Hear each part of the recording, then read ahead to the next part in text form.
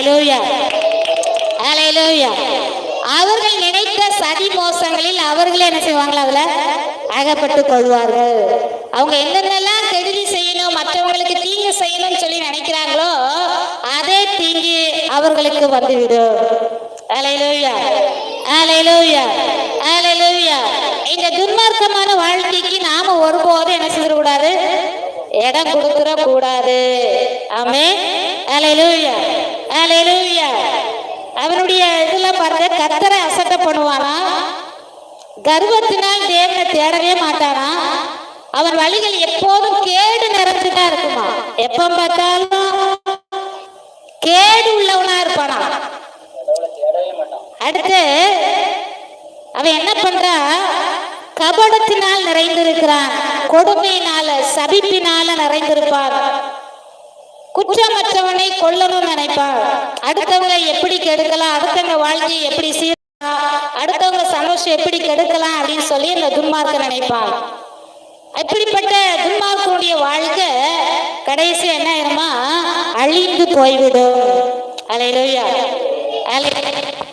சங்கீதம் 1 கடைசி வசனத்துல பாருங்க, கர்த்தர் நீதிமான்களின் வழியா அறிந்திருக்கிற துன்மார்க்கரின் வழியோ அழியும்.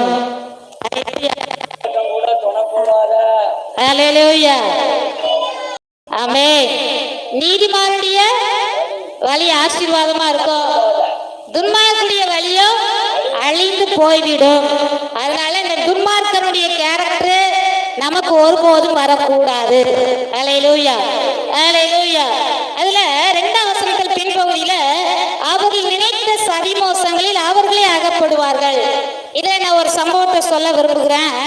எஸ்தர் புஸ்தகத்துல பாத்தீங்கன்னா அதுல ஒரு சம்பவம் சொல்லப்பட்டிருக்கிறது. ஆமான்னு சொல்லி ஒருத்தர்னா அவனை அகாஸ்வர் ராஜா என்ன பண்ணாருன்னா அவனை உயர்ந்த இடத்துல மேன்மைப்படுத்தி உயர்த்தி வச்சிருந்தாரு. அப்ப ஆமான வெளியே வந்தா எல்லாரும் என்ன செய்யணும்? அவனை வணங்கணும், நமஸ்கரிக்கணும். அந்த சமயத்துல மொர்தெகாய் என்ன பண்றாரு? நான் கர்த்தரை மட்டும்தான் வணங்குவேன், கர்த்தரை மட்டும்தான் நமஸ்கரிப்பேன் சொல்லி அந்த ஆமான என்ன செய்ய மாட்டான்? வணங்க மாட்டான். இதை பார்த்து கொண்டிருந்த ஆமானுக்கு என்ன வந்துச்சுன்னா மொர்தெகாய் மேல பயங்கரமான மூர்க்கம் வந்தது. எல்லாரும் என்ன வணங்குறாங்க, இவன் மட்டும் என்ன வணங்க மாட்டானே, அதனால என்ன செய்யணும்? இவனையும் அழிச்சிடணும், இவனை சார்ந்த கூட்டங்களையும் யூதர்கள் முழுமையையும் நான் என்ன செஞ்சணும்? அழிக்கணும்னு சொல்லி ஒரு பிளான் போட்டான். இவர்கள் என்ன பண்றாங்க? கர்த்தரை தேடுகிறார்கள், கர்த்தரை ஆராதிக்கிறார்கள். இவர்கள் என்ன செய்ய மாட்டாங்க? மதிக்க மாட்டாங்க, என்ன வணங்க மாட்டாங்க, நம்பிக்க மாட்டாங்க. அதனால யூதர்களை 127 நாடுகள்ல இருக்கிற எல்லா யூதர்களையும் அழிக்க வேண்டும் என்று சொல்லி ஒரு சதி திட்டம் போடுகிறார்.